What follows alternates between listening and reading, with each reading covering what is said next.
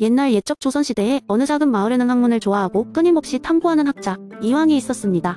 이황은 매일같이 그의 서재에서 다양한 사상과 이론을 연구하며 시간을 보냈고, 특히나 그의 마음을 사로잡은 것이 바로 이기호발설이었습니다. 어느 날 이황은 마을 사람들에게 그의 이론을 쉽게 전달하고자 하는 도전에 직면하게 되었습니다. 그래서 그는 마을 광장에서 사람들을 모아놓고 재미있는 이야기를 구상하기 시작했습니다. 이황은 사람들에게 다음과 같은 이야기를 들려주었습니다. 옛날 옛적에 이와 기라는 두 친구가 있었습니다. 이들은 함께 모험을 떠나는 것을 좋아했고 항상 친하게 지냈습니다. 이는 사려 깊고 철학적인 친구로 모든 것의 근본 원리와 이유를 알고 싶어 했습니다. 반면에 기는 활기차고 에너지가 넘치는 친구로 직접 행동으로 옮기는 것을 좋아했지요. 어느 날 이와 기는 먼 마을에 황금 사과나무가 있다는 소문을 듣고 함께 탐험을 나서기로 했습니다. 그들이 길을 따라가던 중 깊은 숲속에 이르자 두 갈래 길이 나타났습니다. 이는 이 길은 아마도 더 안전하고 편안한 길일 것이고 우리는 더 빨리 목적지에 도달할 수 있을 거야 라고 이론적으로 설명했습니다. 기는 반면에 아니야, 저 길은 모험이 많고 우리가 새로운 경험을 더 할 수 있을 것 같아 라고 말하며 흥분되었습니다. 결국 이와 기는 서로의 의견을 반영하여 중간 지점을 찾기로 했습니다.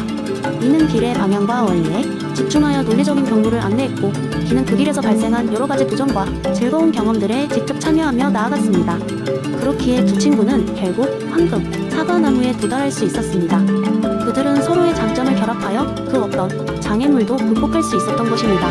이 이야기는 단순한 모험담을 넘어서 우리의 삶에서도 어떻게 이와 기가 상호작용하여 우리 자신을 완성해 나가는지를 보여줍니다. 삶에서 우리는 종종 사려 깊고 이성적인 측면과 활기차고 행동적인 측면 사이에서 균형을 찾아야 할 필요가 있지요.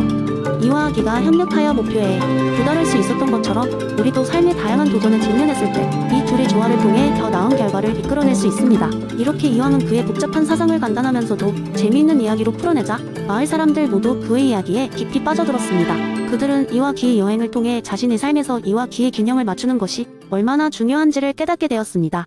이후로도 마을 사람들은 이 이야기를 통해 도덕적 성찰과 수양의 가치를 계속해서 상기시키며 서로 이가 와 기를 존중하고 이해하는 삶을 살아가게 되었다고 합니다. 그렇게 이황의 이기호발설은 사람들 사이에서 오랫동안 기억되고 회자되었습니다. 두 번째 이야기 율곡 이기이원론을 재미있게 풀어낸 썰 하나를 말씀드리죠. 이 이야기는 이와 기가 친구처럼 서로에게 문자 메시지를 보내며 펼쳐지는 아주 특별한 날의 이야기입니다.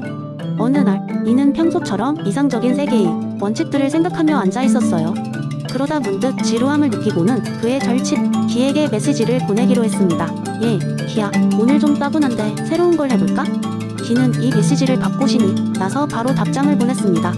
이야호, 나도 뭔가 새로운 게 필요했어. 뭐 할까? 이는 잠시 생각하다가 제안했습니다. 우리가 같이 세상에 어떤 존재가 되어보는 건 어때? 나는 원리를 제공하고 너는 그 존재에 활력을 줄 테니까 정말 멋질 거야. 기는 이 제안을 듣자마자 흥분을 감추지 못했습니다. 완전 재밌겠네. 그럼 무얼 만들어볼까? 둘은 이리저리 논의하다가 결론을 내렸습니다. 바로 숲속의 나무가 되어보기로 했어요.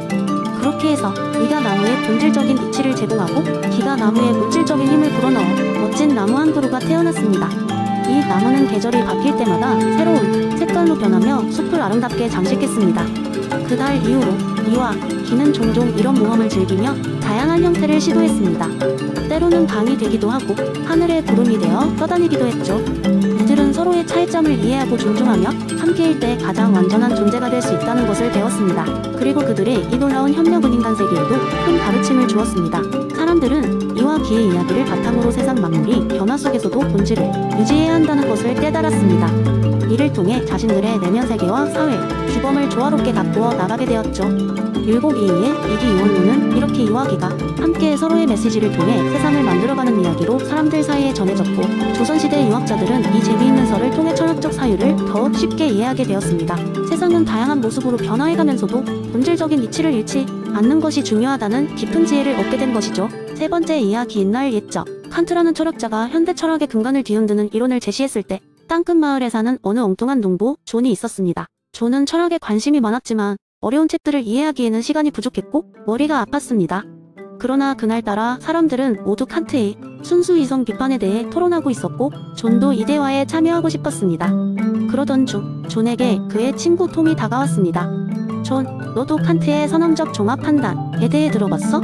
응, 들어는 봤는데 잘 모르겠어. 그게 뭔지 설명해 줄 수 있어? 톰은 잠시 생각하더니 빙그레 웃었습니다. 좋아, 그럼 재밌는 이야기를 하나 해줄게. 귀 기울여봐. 옛날 어느 마을에는 그림과 거울을 구분하지 못하는 신기한 카멜레온이 살고 있었어. 그 카멜레온은 자신이 보고 있는 것이 실제인지 아니면 단순 환관형인지 끊임없이 혼란스러워했지.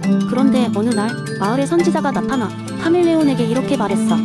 그대, 카멜레온이여. 너는 선험적 종합 판단을 통해 무엇이 실제인지 알 수 있을 것이야. 카멜레온은 깜짝 놀랐어.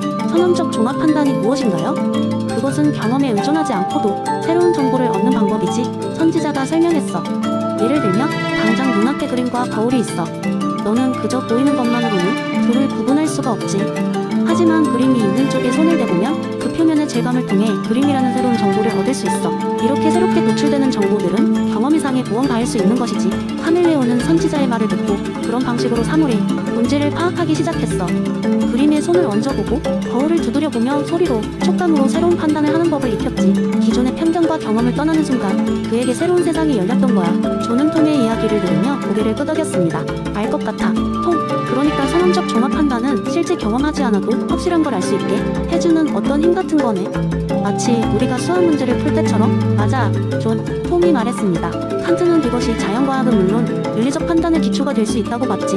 그날 이후 존은 선험적 종합 판단의 개념을 자신의 삶에도 적용해 보기로 했습니다. 그는 매일매일 작은 실험들을 통해 경험에 의존하지 않으면서 더 새로운 것을 배우기 시작했고, 그럴수록 더 많은 것을 이해할 수 있게 되었습니다. 존은 더 이상 단순한 농부가 아니었습니다.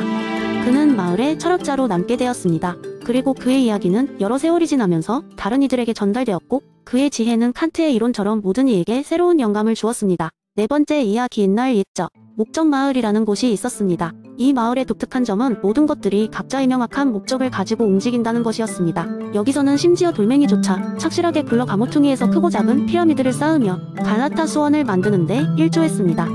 아리스토텔레스의 목적론이 완벽하게 구현된 마을이라 해도 과언이 아니었죠. 마을의 중심에는 한 거대한 오래된 나무가 자리 잡고 있었습니다. 이 나무는 모든 마을 사람들에게 그들이 목적을 알려주는 역할을 했습니다. 사람들이 나무에게 다가가면 속삭이듯 이렇게 말하곤 했죠. 너는 훌륭한 제빵사가 될 것이고 마을 사람들에게 먹거리를 제공해 행복하게 만들 것이다. 또는 너는 별들을 연구해 미래의 여행자들에게 길을 안내해 줄 것이다. 그런데 어느 날 마을로 한 명의 여행자가 찾아왔습니다. 그의 이름은 소크라테스, 아니 로크라테스였습니다. 로크라테스는 마을을 구경하던 중 그 웅장한 나무 앞에 서게 되었고, 호기심에 가득 찬 눈으로 나무에게 자신도 물어보고 싶었습니다. 하지만 그는 다른 사람들과는 달리 자신만의 목적에 대한 개념이 좀 달랐습니다. 그는 스스로의 목적을 찾고 싶다는 굳은 의지를 갖고 있었죠. 나무는 로크라테스를 특별히 주목하며 말했습니다. 너의 목적은 이 마을 사람들에게 질문을 던지며 자신들이 가진 목적을 직접 확인하고 스스로 그 답을 찾도록 돕는 것이다. 로크라테스는 이 예언 아닌 내용에 잠시 고민했지만 이내 알았습니다. 사람들이 목적에 대해 더 깊이 이해하고 정말 자신의 삶에 맞는지를 찾아가는 과정이 필요하다는 것을요. 그 후로 로크라테스는 목적 마을 곳곳을 다니며 사람들에게 질문을 던졌습니다. 너의 목적은 무엇이라 생각하는가? 내가 추구하는 행복은 무엇으로 이루어져 있는가? 사람들은 처음에는 조금 낯설고 어려웠지만 또 자신들 내면의 진짜 목적을 찾고 더 나은 삶을 살아가기 시작했습니다. 제빵사는 빵을 만들면서 더욱 다양한 레시피를 시도했고, 천문학자는 별들을 넘어 새로운 행성의 궁금증을 탐험했습니다. 이 마을은 아리스토텔레스의 목적론이 제대로 기능하는 한편, 로크라테스의 참여 덕에 스스로 목적을 찾고 완성해가는 철학적 실험의 장이 되었습니다. 그리고 그 중심에는 언제나 질문을 던지는 나무와 그 질문에 대답하며 목적을 찾아가는 사람들이 있었습니다. 목적론과 자아 탐구의 조화가 이루어진 이곳은 그 이후로도 무한한 가능성을 품고 있는 마을로 기억되었습니다. 그렇게 목적 마을은 오늘도 시간이 흘러가며 깊어지고 넓어지고 있습니다.